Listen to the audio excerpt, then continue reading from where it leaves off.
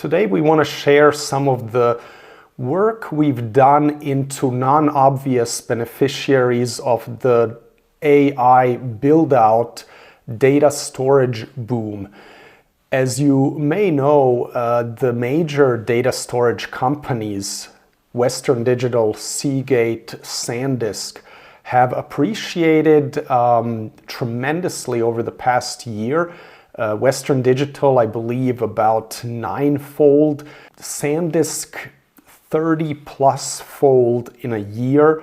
Those are truly mind-blowing numbers, and it reflects the very real demand for data storage that the AI boom is bringing about, and the flip side of it, which is a short-term supply crunch. Now, history has shown that companies in the data storage space and other kind of low-tech spaces that are adjacent to technology spending or benefit directly from technology spending but are more on the commodity side of things, they're going to be very cyclical, and I don't expect anything different this time around. The peak is certainly higher, but the trough may be as well, because I think SanDisk recently announced they're going to spend a lot of their cash flow on share buybacks. Now, that sounds good to maybe a short-term investor or trader,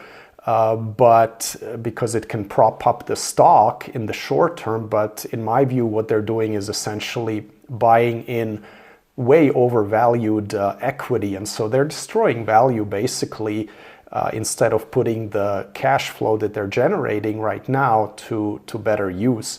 No wonder that those companies have low insider ownership, and maybe that explains why they'd be more interested in propping up the stock in the short term than actually creating value with the cash that they are generating. But be that as it may, the exercise that we wanted to do was if at least some of the demand growth that's baked into those stock prices is gonna actually materialize, who are going to be the second order beneficiaries of that demand growth? Companies that provide the materials needed for creating data storage devices.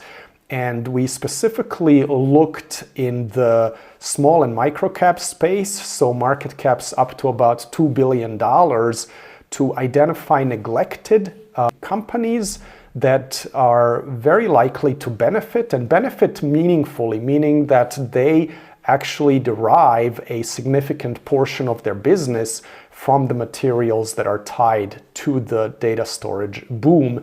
And we have required that those companies still trade at low valuations. So the likelihood that the demand increase is priced into those stocks is very low at this point.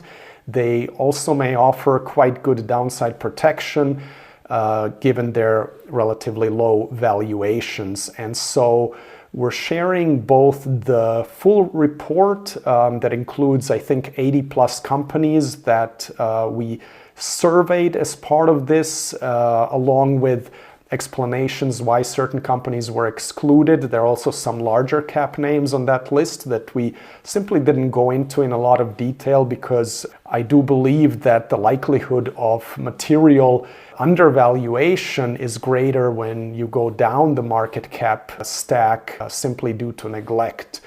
And so what we're doing is presenting 10 companies that fit this filter very well, and I hope you'll find at least a couple of them worthy of your further work and engagement. So enjoy this piece, and I'll see you soon.